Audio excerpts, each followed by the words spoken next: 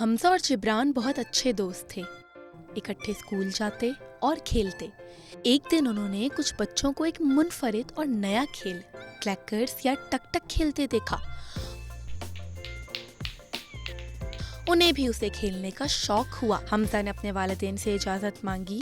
میں نے کلیکرز خریدنے ہیں, مجھے پیسے چاہیے. اس کے والدین نے اس سے سختی سے منع کر دیا. اس کے ابو نے کہا, یہ اچھا کھیل نہیں ہے اور بہت اچھے کھیل ہیں, وہ کھیلو. مگر بچے تو بچے ہوتے ہیں. دونوں دوستوں نے پیسے جمع کیے اور اپنے والدین کو بتائے بغیر کلیکرز خرید لیے.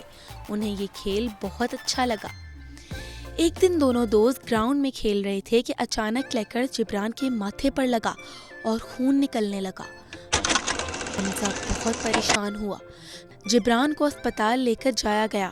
اس کی پٹی کی گئی اور وہ بہت جلد ٹھیک ہو گیا. اس واقعے نے دونوں دوستوں کو یہ سبق دیا کہ ایسے کھیل نہیں کھیلنے چاہیے جس سے منع کیا جائے اور ہمیشہ والدین کی بات ماننی چاہیے. بچوں, کیا آپ جانتے ہیں یہ کھیل 60 کی دہائی میں امریکہ میں بہت مقبول تھا اور دنیا کے دوسرے ممالک میں بھی پھیل گیا.